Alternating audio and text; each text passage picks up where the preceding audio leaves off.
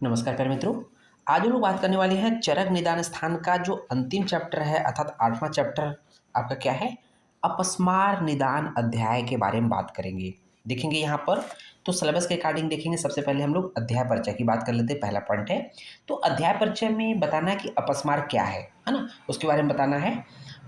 देखेंगे अपस्मार को क्या बताया गया, अपगताम, अपगता स्मृति अर्थात अपगता मीन्स होता है कि नाश होना, लास्ट हो जाना, लास्ट मतलब खत्म हो जाना, क्या मतलब कि समाप्त हो जाना। स्मृति का नाश होना ही क्या है, स्मृति रीति अपस्मार है। अर्थात स्मरण शक्ति अर्थ स्मृति की बात कर रहे हैं, स्मरण शक्ति की विकृति हो जाना अर्थात उसका नाश हो जाना ही क्या हो जाता है, उससे अपस्मार रोग की उत्पत्ति होती है, उसे अपस्मार रोग कहा जाता है। जिस रोग में स्मृति अर्थात स्मरण शक्ति विकृत हो जाती है उसे ही अपस्मार रोग कहते हैं। ओके, हम लोगों ने इससे पहले के लेक्चर में क्या देखा था, उन्माद देखा था, उन्माद निदान की बात किया था। तो उन्माद में क्या था, उन्माद में बुद्धि आदि 8 भावों का विभ्रम, तो उसमें 8 भाव की बात किए थे, बुद्धि आदि 8 भाव का विभ्रम की बात किया था। जबकि अपस्मार में स्मृति नाश एवं आक्षेप कन्वर्जन होता है ऐसा मानते हैं, और इसको मॉडर्न साइंस में आधुनिक विज्ञान में एपिलेप्सी से कोरिलेट करते हैं।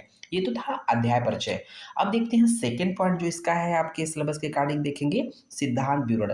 सिद्धांत विवरण में सबसे पहले क्या है, उसमें अपस्मार की परिभाषा अर्थात डिफिनीशन।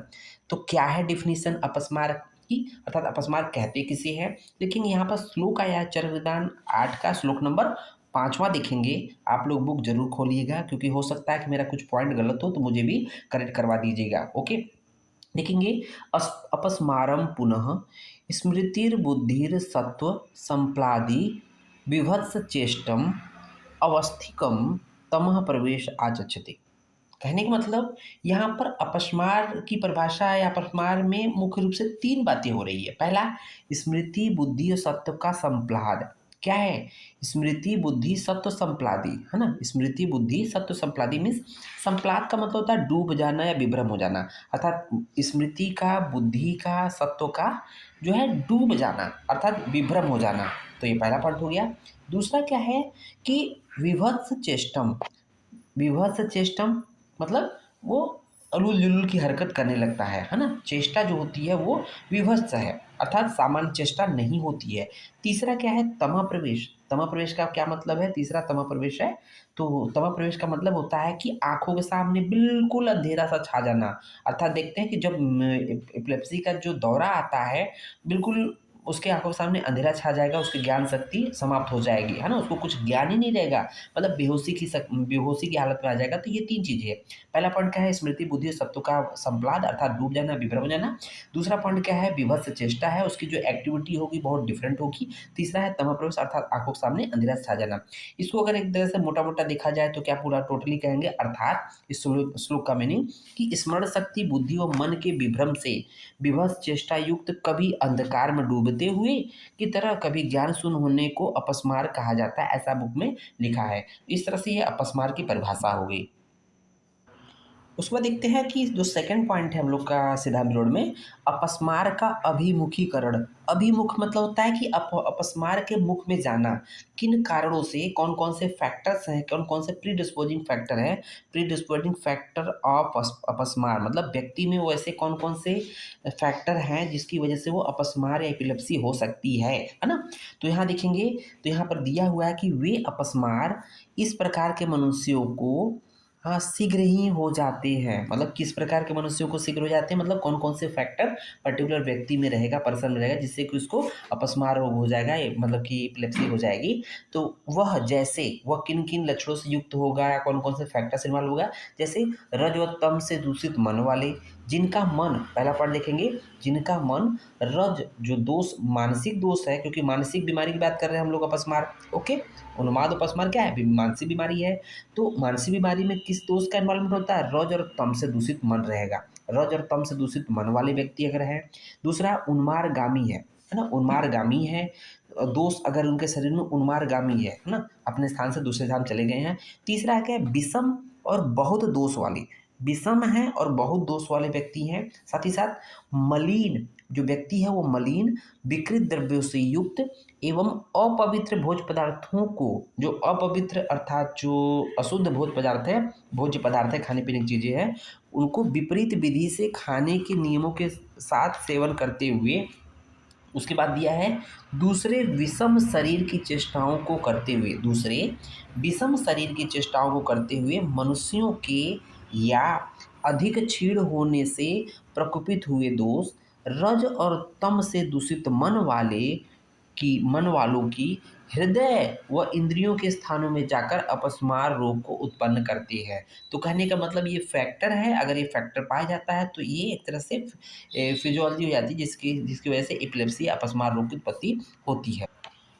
उसके बाद देखेंगे अपस्मार के पूर्व रूप, अपस्मार के लक्षण उत्पन्न होंगे। इससे पहले हम लोग पूर्व रूप की बात करते हैं। तो देखिए कि पूर्व रूप में वेरी वेरी इंपॉर्टेंट है, एग्जाम में अक्सर आपसे पूछे जाते हैं। भ्रुव्य उदास, भ्रू उदास, जो भ्रू है अर्थात आईब्रो क्या है, भ्रू निरंतर भ्रू का विक्षेप, भ्रू मतलब आईब्रो का हमेशा विक्षेप होगा। मीन्स देखते हैं कभी कभी आँख की जो भावें हैं, आईब्रो है वो फड़फड़ाती हैं, तो इस तरह की चीज़ें होगी। भ्रू का निरंतर विक्षेप रहेगा। सततम अक्षरो व्याकृतम शब्द श्रवणम, अर्थात क्या बोल रहा है, नेत्रों में विकृति का होना। दो पॉइंट यहाँ एक साथ है। नेत्रों में सततम अक्षरो व्याकृतम मतलब कि लगातार लगातार नेत्रों में विकृति का बने रहना, एवं शब्द श्रवणम है ना, अशब्द श्रवणम, इसका मतलब शब्द न होने पर भी कुछ कानों में शब्द सुनाई देना, मतलब नेत्रों का विकृत होना एवं शब्द न होने पर भी नेत्र कानों में शब्द का सुनाई देना, ये इसके पूर्व रूप है। दूसरा लाला सिंघाड़क प्रसवणम, लाला सिंघाड़क प्रसवणम अर्थात मतलब नासिका से, नाक से उस व्यक्ति के हमेशा कफ का गिरना। उसको देखिए हृदय ग्रह अर्थात हृदय में जकड़ाहट सी महसूस ही होगी, है ना, एक अजीब सी फीलिंग आएगी कि मतलब उसको जकड़ाहट सा महसूस होगा। कुछेर आटोप, कुच्छी बोलते हैं एब्डोमेन स्टमक को, ठीक है। पेट में गड़गड़ाहट, आटोप मतलब गड़गड़ाहट होना। तमसो दर्शनम, उस व्यक्ति की आंखों के सामने अंधेरा सा दिखाई देगा, अर्थात आंखों के सामने अंधेरा छा जाएगा। उसके मूर्छा भ्रमश्च अभिक्षणम, उस व्यक्ति में क्या होगा, मूर्छा व भ्रम का बार बार आना, है ना, ये उसके पूर्वरूप है। इसका मतलब अपस्मार के वेग आने वाले हैं। और स्वप्ने च मद नर्तन व्यधन व्यथन विपन पतनादि रीति, अर्थात स्वप्न में मद अर्थात नशा से युक्त होना, उसको स्वप्न में ऐसा महसूस होगा कि वो नशे में युक्त है, या नाचता है स्वप्न में, या व्यधन, व्यधन मतलब किसी कांटे या सुई से छिद जाना, ऐसा उसको महसूस होता है। व्यथन अर्थात पीड़ा का होना, उससे लगता है कि मतलब स्वप्न में से महसूस होता है जिससे बहुत ज़्यादा शरीर में पीड़ा है, या कांपता है या गिरता है, इस तरह की चीज़ें पूर्व रूप में आती है, जो कि इम्पॉर्टेंट पॉइंट में है। उसको देखेंगे अपस्मार के विशेष लक्षण, आपके सिलेबस में तीसरा पॉइंट किया गया अपस्मार के विशेष लक्षण के बारे में बात कर रहा है। तो विशेष लक्षण का मतलब क्या होता है कि जो अपस्मार के भेदानुसार लक्षण है, अपस्मार के भेदानुसार लक्षण अर्थात अपस्मार के कितने भेद होते हैं, अपस्मार के 4 भेद बताए हैं चरक ने। कौन कौन सा अपस्मार, वातज अपस्मार, पित्तज अपस्मार, कफज अपस्मार और सन्निपातज अपस्मार। तो इन चारों के अलग अलग लक्षण बताएंगे, इसी को हम लोग अपस्मार के विशेष लक्षण में काउंट करेंगे। ओके, तो देखेंगे कि वात जो अपस्मार के क्या क्या लक्षण होते हैं। तो कहने के वात का इन्वॉल्वमेंट है, तो उस हिसाब से एक्टिविटी होगी। तो देखेंगे अभिक्षणम अभिक्षणम अपस्मरंतम क्षणेन संज्ञा प्रतिलाभमान, अर्थात कि अभिक्षण मतलब बार बार, अभिक्षण मतलब था बार बार, अपस्मरंतम मतलब बार बार उसको अपस्मार का वेग आएगा, मतलब बेहोश हो जाएगा। तो बार बार अपस्मार के वेगों का आना मतलब बार बार बेहोश होना, और उसके क्षणेन मतलब शीघ्र ही, तुरंत ही, संज्ञा लभती अर्थात उसे शीघ्र ही होश आ जाएगा, मतलब एक क्षण में वो बेहोश होगा, दूसरे क्षण में होश आ जाएगा, एक क्षण में बेहोश होगा, दूसरे क्षण में होश आ जाएगा, ये वातज अपस्मार का है ना। उसके बाद देखेंगे उत्पिंडित अक्षम, अर्थात उसकी आंखें बड़ी बड़ी दिखाई देगी, मीन्स आई बाल ऐसा लगेगा ना कि वो घूर रहा है, आंख आई बाल बहुत उभरी हुई लगेगी, तथा नेत्र गोलक अर्थात आई बाल का बाहर निकलना, ठीक है ना, तो ये ऐसा अच्छा लगेगा। असामना विलपंतम, कहने का मतलब उच्च स्वर से घबराए हुए रोना। तो उच्च स्वर से घबराकर रोना, इसका मतलब कि ये वातज अपस्मार के लक्षण है। उद्बमनम फेनम, उद्बमनम मतलब फेन का बमन करता है, मुख से झाग निकलता है ना, देखते होंगे कि जो व्यक्ति बेहोश होता है ना उसके मुंह से झाग निकलता है, ठीक है। फेन का अधिक मात्रा में वमन होना या निकलना है ना। अतीव अधमात ग्रीवम, अतीव मतलब बहुत अधिक, अधमात मीन्स होता है स्वेलिंग, और ग्रीवम मतलब ग्रीवा। उस व्यक्ति की ग्रीवा का बहुत अधिक फूलना, उस व्यक्ति की ग्रीवा बहुत ही स्टिफनेस आ जाएगी, क्योंकि ग्रीवा में बहुत ज़्यादा स्टिफनेस आ जाएगी तो वो फूली हुई लगेगी, तो इसलिए ग्रीवा का अधिक फूलना, ऐसा दीवा अतीव अधमात ग्रीवम। उसको देखेंगे अविद्ध सिरकस, सिरकस सिरकम, सिरकस्कम, ठीक है ना। सिर का टेढ़ा होना, ये सब इंपॉर्टेंट लक्षण है बच्चों, वेरी वेरी इंपॉर्टेंट है। उसका देखेंगे विषम, विषम विनिता अंगुलीम, अर्थात अंगुलियों का विषम रूप में वक्रता, अंगुलियों का विषम रूप वक्रता मतलब अंगुलियों का विषम रूप में टेढ़ापन होना। उसके बाद देखेंगे लास्ट पॉइंट इसमें क्या है, अनवस्थित पाणिपादम, उसके हाथ पैर अस्थिर होंगे अर्थात हमेशा पटकता रहेगा। अनवस्थित पाणिपादम, अनवस्थित मतलब हाथ पैर स्थिरता नहीं रहेगी अर्थात हमेशा पटकता रहेगा, इधर उधर फेंकता रहेगा। ओके, बात करते हैं पित्तज अपस्मार के लक्षण की। पित्तज अपस्मार के लक्षण, पित्तज के समान लक्षण हो गए कुछ न कुछ मान। देखिए अभिक्षणम अवस्मरंतम क्षणेन संज्ञा प्रतिलभमानम, ये बिल्कुल वातज अपस्मार के समान है कि बार बार अपस्मार का वेग आना अर्थात बेहोश होना, और बार बार पुनः क्षण क्षण में ज्ञान का होना, तुरंत ही होश में आ जाना, ये तो चरक, ये वातज में पाया गया था। देखेंगे अवकूजमंतम, अवकूजमंतम मीन्स उसके गले में कूजन होगा, है ना।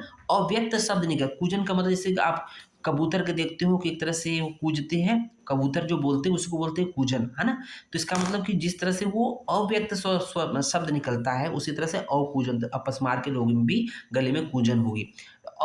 आस्फालयंतम भूमि, भूमि पर हाथ पैर पटकना, भूमि वेरी वेरी इंपॉर्टेंट है बच्चों, आस्फालयंतम भूमि, है ना, भूमि पर हाथ पैर पटकना। उसको देखेंगे नख नेत्र मुख और त्वचा का हरा हल्दी की तरह व ताम्र की तरह लाल वर्ण होना, क्योंकि पित्त का इन्वॉल्वमेंट है, इसलिए यहाँ पर ये लक्षण पाए जाते हैं। ओके, इसके बाद देखेंगे हम लोग कफज अपस्मार के लक्षण में देखेंगे, बहुत छोटे से पॉइंट है लेकिन वेरी वेरी इंपॉर्टेंट पॉइंट है। चिरात अपस्मरंतम चिरांच संज्ञा प्रतिलाभमानम, कहने का मतलब ये बिल्कुल अलग हो गया। जो वातज पित्तज अपस्मार था उसमें क्षणेन मतलब अपस्मरंतम क्षणेन संज्ञा लब्धम था, मतलब शीघ्र ही, मतलब कि जल्दी ही उसको अपस्मार का वेग आएगा, जल्दी ही बेहोशी होगा, जल्दी ही वो होश में आ जाएगा। लेकिन ये वातज पित्तज में था, लेकिन कफज में क्या है, चिरात, देर से उसको बेहोशी आएगी, उसका अपस्मार का वेग है लेकिन, और साथ ही साथ देर से उसको होश भी आएगा। तो इसका मतलब अपस्मार का वेग अर्थात मूर्छित होना जो है देर में होता है, और देर में ही उसको ज्ञान अर्थात होश होता है। बात समझ में आ गया। उसको देखेंगे पतंतम अन अति विकृत चेष्टम, इसका मतलब गिरते हुए, पतंतम मतलब गिरते हुए, अधिक रूप में चेष्टाओं में विकृति न करने वाला, गिरेगा ना, गिरेगा जरूर, लेकिन गिरने के बाद ऐसा नहीं कि हाथ पैर खूब पटके बहुत चेष्टा करे, इधर उधर की चीज़ें नहीं करेगा, क्योंकि कफज है, कफ में स्थिरता पाई जाती है, कफ में बहुत ज़्यादा एक्टिविटी नहीं पाई जाती, यही वात और पित्त में बहुत ज़्यादा पाई जा रही थी। वात में लाला लालाम उद्वंतम, अर्थात जो उसके मुख से सलाइवा का वमन हो रहा है, सलाइवा निकलेगा बहुत ज़्यादा। उसको देखेंगे उसके श्वेत नख नेत्र, श्वेत रहेंगे क्योंकि कफ का इन्वॉल्वमेंट है, श्वेत नख नेत्र त्वचा वाले, श्वेत भारी और चिकने रूपों को देखने वाले, ये कुछ लक्षण कफज अपस्मार के हैं। और सन्निपातज अपस्मार में क्या होता है कि तीनों वातज पित्तज कफज दोषों के जो लक्षण एक साथ आ जाए तो उसको बोलते हैं कि सन्निपातज अपस्मार के लक्षण है, यह असाध्य होता है। ओके, और लास्ट में हम लोग देख रहे हैं अपस्मार का चिकित्सा सूत्र, वेरी वेरी इंपॉर्टेंट है। इसका क्या पॉइंट याद रखना है, क्योंकि अपस्मार में देखते होंगे कि क्या होता है, स्मृति लाश हो रही है, बेहोश हो रहा है, ठीक है। तो इसमें क्या दिया है मुख्य रूप से, हितान्य अपस्मारेभ्य तिछड़ानी संशोधन, वेरी वेरी इंपॉर्टेंट है, तिछड़ संशोधन और उपशमन कराना है, साथ ही साथ यथा स्वम मंत्रादि च आगंतुक संयोगी, अगर यदि आगंतुक संयोग है उसमें तो मंत्र आदि का प्रयोग करना है। तो कहने का मतलब दोषों के अनुसार अपस्मार के रोगियों के लिए तीक्ष्ण संशोधन और उपशमन चिकित्सा हितकारी होती है। तो हम लोग जब चिकित्सा की बात करते हैं तो चिकित्सा मुख्य रूप से दो प्रकार की होती है, एक संशोधन चिकित्सा होती है, एक संशमन चिकित्सा होती है। संशोधन चिकित्सा में क्या होता है कि जब वात पित्त कफ जो दोष बहुत अत्यधिक बढ़े हुए होते हैं तो उसमें वात में क्या कराते हैं, वस्ती कराते हैं, पित्त में कराते हैं आपका विरेचन कराते हैं और कफ में वमन कराते हैं। डिपेंड करता है कि दोष बहुत ज़्यादा बढ़े हैं तो संशोधन कराते हैं। अब कौन सा दोष है जिसकी वजह से वमन कराएंगे, विरेचन कराएंगे, वस्ती कराएंगे, डिपेंड करता है किस दोष का इन्वॉल्वमेंट है। ओके।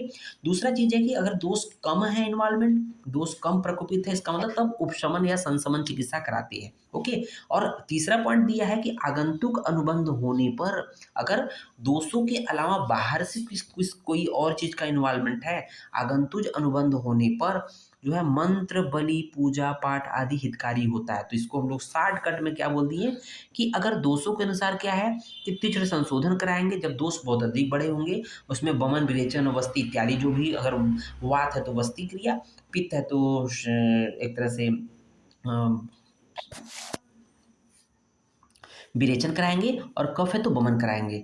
और दूसरी स्थिति आती है कि दोष अगर बहुत कम मात्रा में बढ़े हैं तो वहाँ पर शमन चिकित्सा, संशमन चिकित्सा या उपशमन चिकित्सा कराते हैं। लेकिन यदि आगंतुक अनुबंध है, बाहर से दोषों के अलावा दूसरा अनुबंध है, तो मंत्र आदि जो मंत्र बलि पूजा पाठ आदि कराते हैं। तो इस तरह से ये पार्ट कंप्लीट होता है। अभी इसका नेक्स्ट पॉइंट मतलब इसमें से कुछ और पॉइंट बचे हुए जिसकी चर्चा हम लोग आगे पढ़ेंगे।